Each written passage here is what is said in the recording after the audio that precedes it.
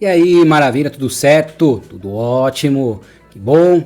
Vamos continuar com o nosso estudo dos primeiros socorros e a atuação do profissional de educação física. Uma apostila do CREF 4, escrito por Ednei Fernando dos Santos. Beleza?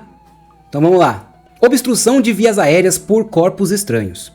Obstrução de vias aéreas é o impedimento parcial ou total da passagem do ar ambiente até os alvéolos pulmonares.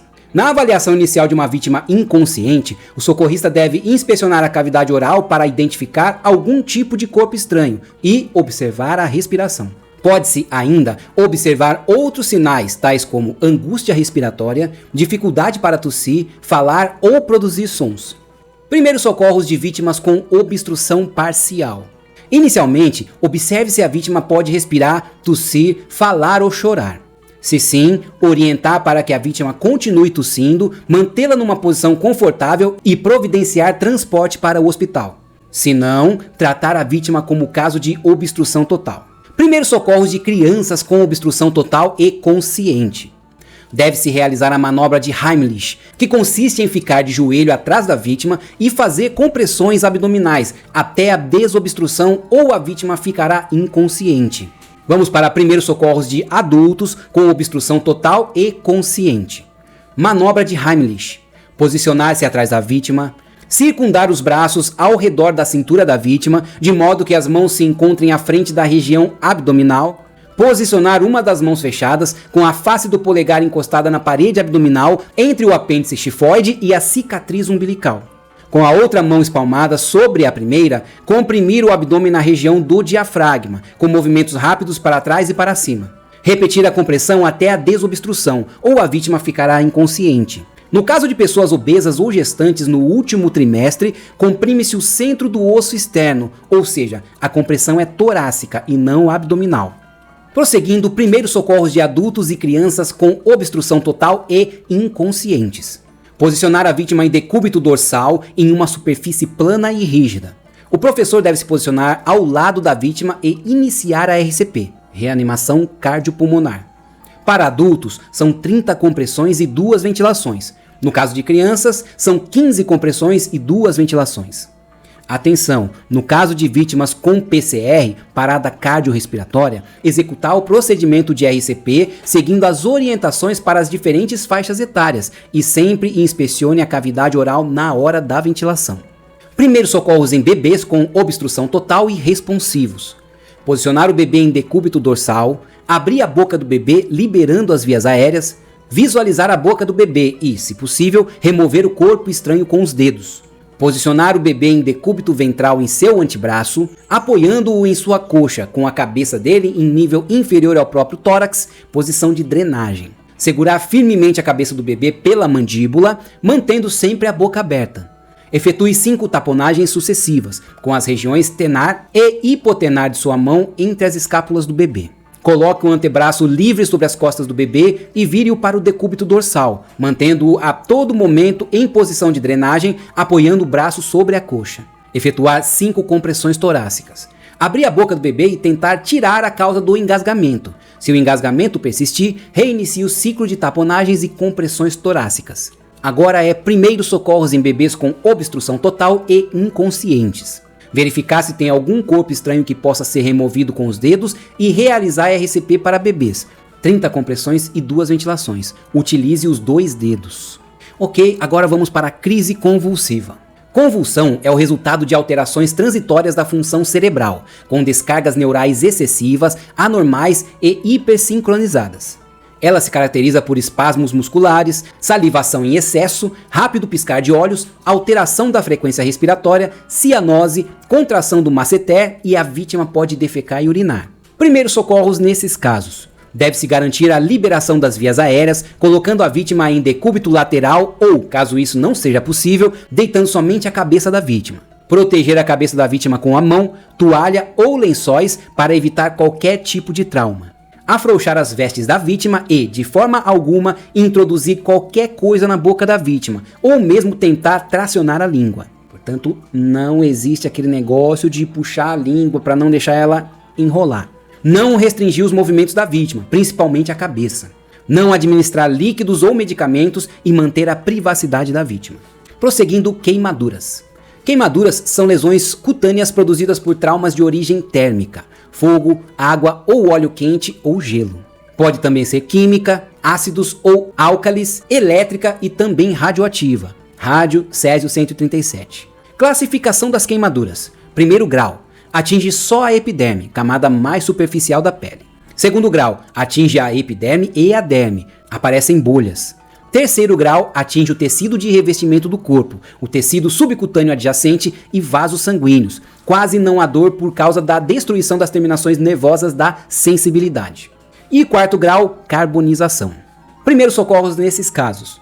Deve-se interromper imediatamente o contato da vítima com o agente lesivo, irrigar a área afetada com água corrente, proteger a região afetada preferencialmente com gaze ou pano limpo e umedecido.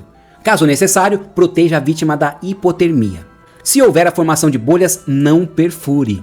Caso haja acometimento da face e a possibilidade de inalação de fumaça ou gases, atentar à respiração e vias aéreas, pois há a possibilidade de intoxicação associada. Em queimaduras que atingiu os olhos, deve-se colocar gaze umedecida com soro fisiológico ou água limpa. No caso de queimaduras envolvendo mãos ou pés, separar os dedos com rolos de gaze umedecida. Vamos para hipertermia. Hipertermia é a condição criada pela exposição prolongada ao calor com significativa elevação da temperatura corporal. Geralmente essa emergência ocorre por conta de altas temperaturas e locais pouco arejados. Existem 3 tipos de hipertermia. Intermação é a chamada insolação. Neste caso, os mecanismos de regulação térmica do corpo entram em colapso ou falham por conta de uma elevação da temperatura central acima dos 40 graus. Exaustão pelo calor. Ocorre por conta de esforços físicos extremos em ambientes pouco ventilados e quentes, acompanhado por desidratação. Sintomas comuns: pele fria e pálida, pegajosa e com temperatura variando.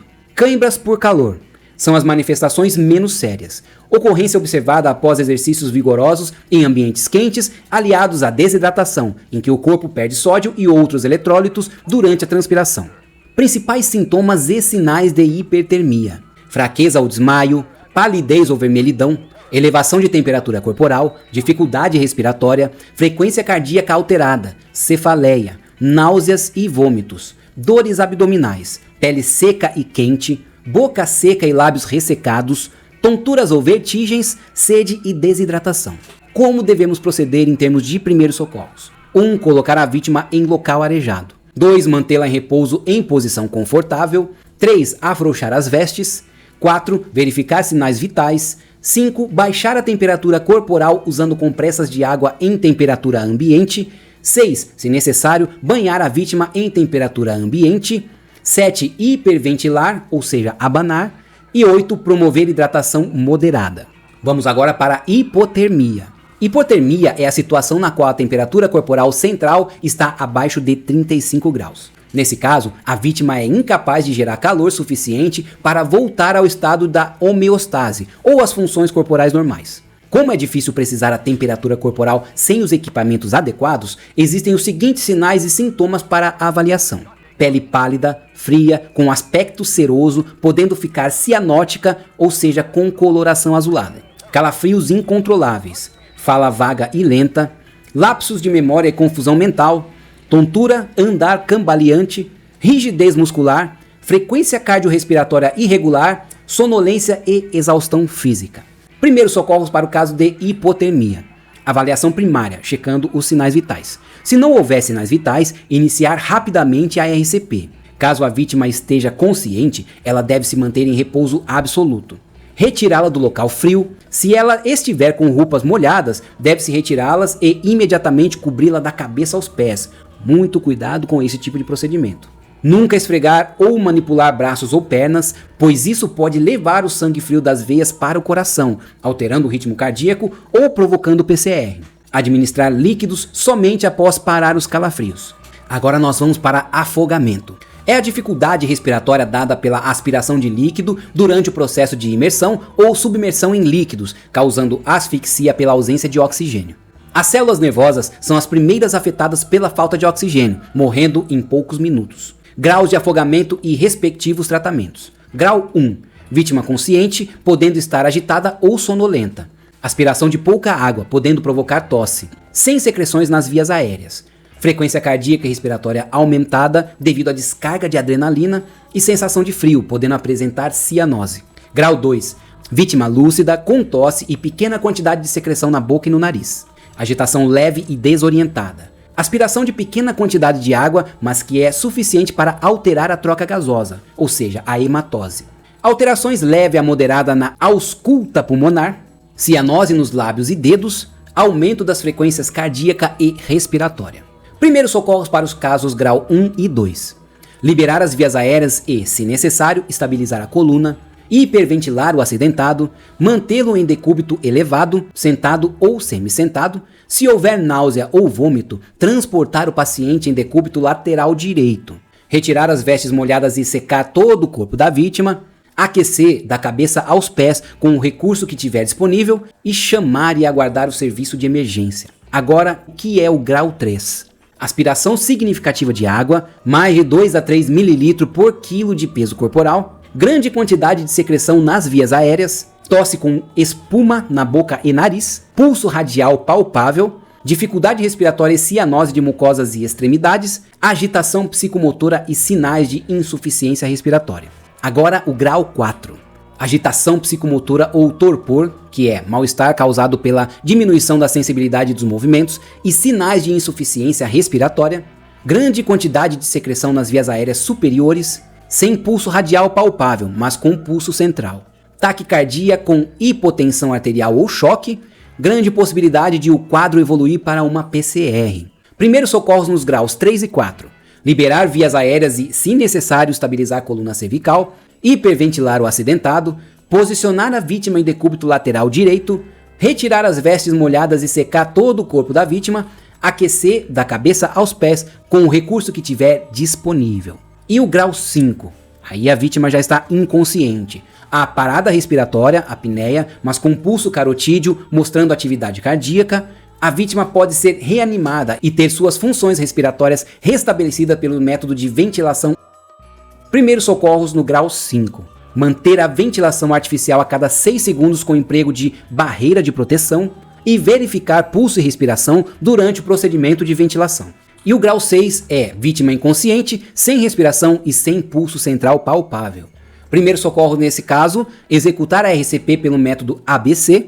Não lembra do método ABC? Tem que voltar e ver novamente e, no caso, anotar essas informações importantes. Abrir as vias aéreas e checar respiração, efetuar 5 ventilações artificiais rápidas e sucessivas, iniciar as compressões e ventilações, atentar para as especificidades da idade da vítima, verificar pulso central e respiração a cada 2 minutos de RCP. Observações. A vítima inconsciente deve ser retirada da água com muito cuidado, principalmente se houver trauma. Sem treinamento, não entre em contato com alguém se afogando, pois ambos podem se afogar, uma vez que quem está nessa situação está lutando desesperadamente pela vida. Se a vítima estiver próxima, jogue algo flutuante para que ela possa se agarrar. Preste sempre atenção nas crianças, nunca as deixe sozinhas, sempre mantenha o contato visual. Aqui nós temos a cadeia da sobrevivência do afogamento. São 5 etapas: a prevenção, utilização dos materiais adequados e cuidado na hora de entrar na água. Reconheça o afogado, peça para ligarem para o 193, Corpo de Bombeiros. Forneça a flutuação, evite a submersão. Remova da água se for seguro a você. Suporte de vida, hospital se necessário. Ok, vamos para ferimentos e hemorragias. Mas não agora. Vamos descansar um pouco, revisar aquilo que foi visto, que é muito importante, fazer anotações se necessário e depois continuamos com primeiros socorros e a atuação do profissional de educação física, ferimentos e hemorragias. Beleza? Valeu e até o próximo estudo.